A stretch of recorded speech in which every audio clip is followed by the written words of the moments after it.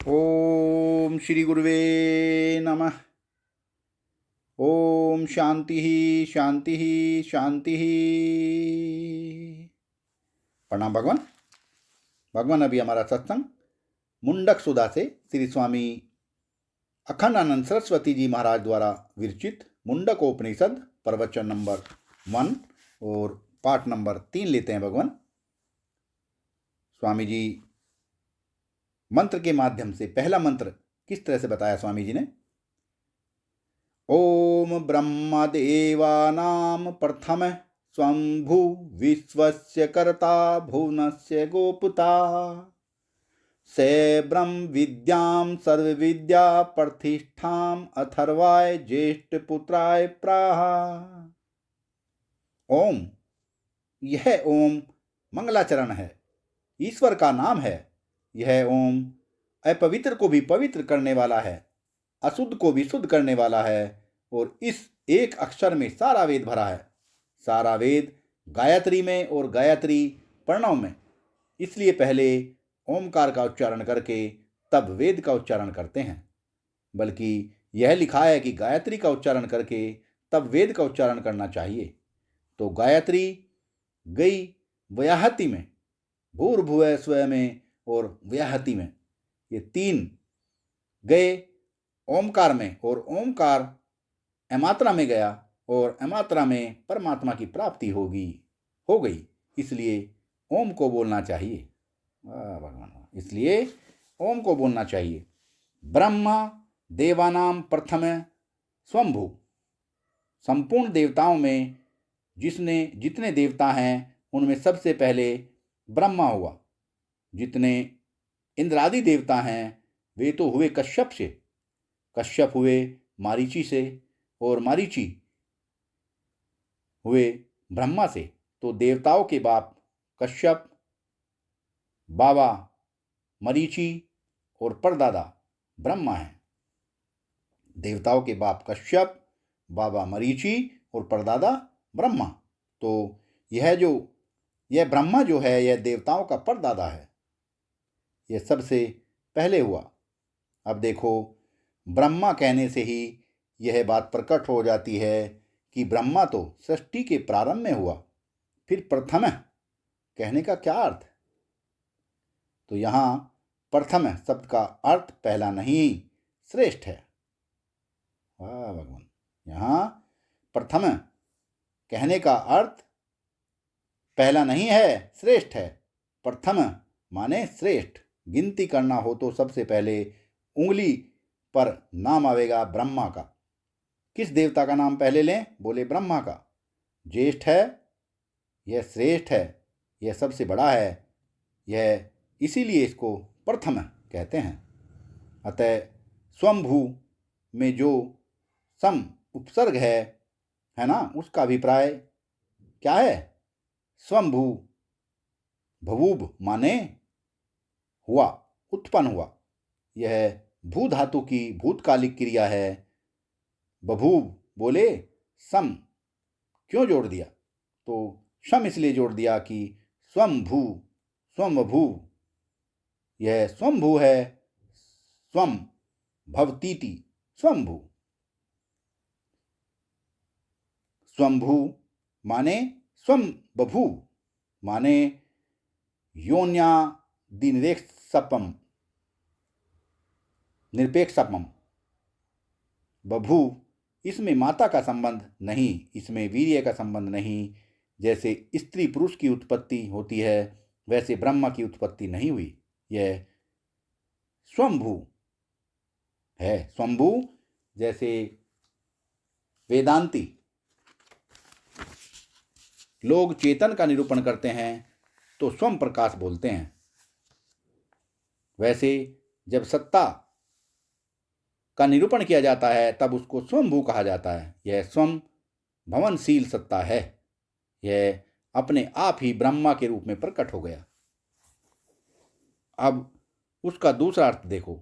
देवानाम, देवताओं में माने हमारी जो इंद्रियां हैं, ये इंद्रियां जब पैदा नहीं हुई थी तब भीतर अंतःकरण के रूप में चतुर्मुख ब्रह्मा पैदा हुआ। वाह भगवान, तब भीतर अंतःकरण के रूप में चतुर्मुख ब्रह्मा पैदा हुआ। यह ब्रह्म में जब कर्तव्य आएगा तब उसका नाम ब्रह्मा हो गया। यह ब्रह्म में जब कर्तव्य आ गया तब उसका नाम ब्रह्मा हो गया। ब्रह्म अकर्ता है, ब्रह्म अकर्ता है, अभोक्ता है, निष्क्रिय है। जब वह कर्ता होकर प्रकट हुआ तब उसका नाम ब्रह्मा हो गया। वाह भगवान वाह, वाह भगवान वाह, बहुत बढ़िया। ब्रह्मा शब्द पुल्लिंग है और ब्रह्म शब्द नपुंसकलिंग है। तो ब्रह्म किसी का बाप नहीं है, न किसी की माँ है, और यह ब्रह्मा सबका बाप है, पुरुष है, इसलिए इसका पुल्लिंग में प्रयोग किया जाता है। तो आप देखो, ये जो इंद्रियां हैं हमारी, ये देवता हैं। एक देवता है सूर्य आँख में, दूसरा देवता दिशा कान में, वायु देवता स्पर्श, और अवनीश कुमार देवता घ्राण में, जिह्वा में वरुण देवता और अग्नि, जिह्वा में वरुण देवता और अग्नि, हाथ में इंद्र देवता, पांव में उपेंद्र। ये सब देवता सारे शरीर में बैठे हैं। इनमें सबसे पहले दिल पैदा हुआ, तब इस दिल में जो वासना होती है, इस वासना के अनुसार शरीर का निर्माण होता है। तो सृष्टि के प्रारंभ में ब्रह्मा हुआ। ईश्वर के मन का नाम ब्रह्मा है। ईश्वर के संकल्प का नाम ब्रह्मा है। ईश्वर में जो ब्रह्मांड का अध्यारोपित अंतःकरण है उसका नाम ब्रह्मा है।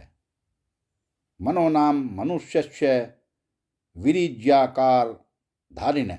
यह ब्रह्मा कैसे हुआ कि विश्वस्य कर्ता भुवनस्य गोप्ता। इसी ने विश्व को बनाया, विश्व का यह कर्ता है, प्रजापति है। प्रजापति पति है। समझो कि यह जो लोकसभा के लिए सदस्य चुने जाते हैं ना, उनको यदि प्रजापति बोला जाए तो उस लोकसभा का, संसद सभा का, विधानसभा का जो अध्यक्ष होगा ना, उसको प्रजापति पति बोला जाएगा। ये सब सदस्य हैं और वह सदस्य पति है, अध्यक्ष। वह सदस्य पति है, अध्यक्ष। ऐसे ब्रह्मा संपूर्ण देवताओं के अध्यक्ष हैं। ये विश्व के कर्ता हैं, माने विश्व के बनाने वाले हैं, और भुवनस्य गोप्ता, अपने ज्ञान के द्वारा संपूर्ण विश्व की रक्षा करने वाले हैं। यह बात क्यों कही गई? इसलिए कही गई कि आप यह समझो कि इस उपनिषद में यह उपदेष्टा है, यही गुरु है। तो ब्रह्मा के द्वारा उपदिष्ट विद्या ही श्रेष्ठ होगी। तो यह गुरु रूप से मांडव्य उपनिषद है। गुरु रूप से जो मनुष्य वक्ता है वह ब्रह्मा है। गुरु रूप से जो मनुष्य वक्ता है वह ब्रह्मा है। वाह भगवान वाह। गुरु रूप से जो मनुष्य वक्ता है वह ब्रह्मा है। जब यह सबका बाप है तो ज्ञान दान में पक्षपात नहीं करेगा, और सबका रक्षक है तो सबका हित चाहेगा। इसलिए सबके प्रति सम अर्थात राग द्वेष से रहित और सबकी रक्षा करने वाले ब्रह्मा जी के द्वारा यह विद्या कही गई है। तो स ब्रह्म विद्याम सर्व विद्या प्रतिष्ठाम।